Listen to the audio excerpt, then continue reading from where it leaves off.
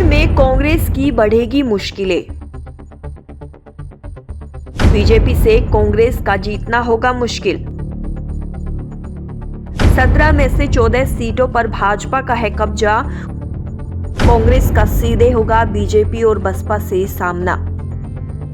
India गठबंधन पूरी तैयारी के साथ उत्तर प्रदेश में एनडीए के खिलाफ चुनावी मैदान में उतरने लगा है। यहां समाजवादी पार्टी और कांग्रेस के बीच गठबंधन हो चुका है। साथ ही दोनों पार्टियों के बीच सीट शेयरिंग का भी मसला हल हो चुका है। आगामी लोकसभा चुनाव में कांग्रेस यूपी की कुल 17 सीटों पर चुनाव लड़ने जा रही है। इन सभी सीटों पर कांग्रेस को सीधे तौर पर बीजेपी और बसपा से लड़ना होगा। ऐसे में आइए समझने की कोशिश करते हैं कि क्या यूपी में सपा और कांग्रेस का गठबंधन सफल रहेगा।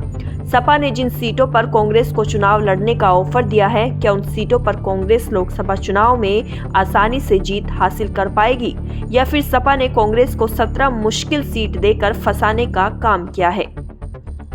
कांग्रेस को जो सीटें सपा से मिली है उनमें रायबरेली, अमेठी, कानपुर नगर, फतेहपुर सीकरी, बांसगांव, सहारनपुर, प्रयागराज, महराजगंज, वाराणसी, अमरोहा, झांसी, बुलंदशहर, गाजियाबाद, मथुरा, सीतापुर, बाराबंकी, देवरिया सीट शामिल है। इन सीटों पर कांग्रेस का पिछले 2 लोकसभा चुनाव में निराशाजनक प्रदर्शन रहा है। पिछले लोकसभा चुनाव में कांग्रेस ने यूपी में केवल एक रायबरेली लोकसभा सीट पर जीत हासिल की।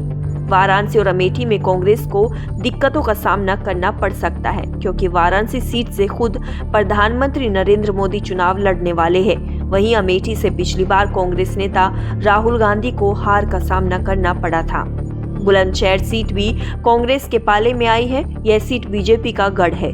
हालांकि साल 2009 के चुनाव में सपा ने इस सीट पर जीत हासिल की थी। इस एक चुनाव को छोड़ दे तो साल 1991 से बुलंदशहर सीट बीजेपी के पास ही रही है। बीजेपी के दिग्गज नेता कल्याण सिंह भी बुलंदशहर से सांसद रहे हैं। गाजियाबाद सीट भी लगातार 3 बार से बीजेपी के खाते में रही है।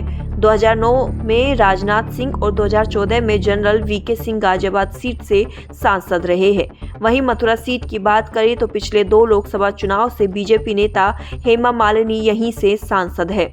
इस सीट पर हेमा मालिनी को दोनों लोकसभा चुनाव में 50% से अधिक वोट मिले हैं। बांसगांव में 3 बार और सीतापुर, बाराबंकी, कानपुर नगर, फतेहपुर सीकरी, प्रयागराज, महराजगंज, देवरिया और झांसी सीट से बीजेपी बीते 2 लोकसभा चुनाव में जीत दर्ज कर चुकी है।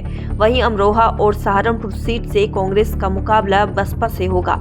यहाँ इस वक्त बसपा का कब्जा है। इन सभी सीटों पर कांग्रेस तीसरे नंबर की पार्टी रही है। खास बात यह है कि कांग्रेस के पाले में आई ज्यादातर सीटों पर सपा के उम्मीदवार दूसरे नंबर पर रहे हैं। इसके अलावा इसमें से ज्यादातर वीआईपी सीट है, जिसके चलते कांग्रेस को अपने उम्मीदवार को उतारने में मुश्किलों का सामना करना पड़ सकता है।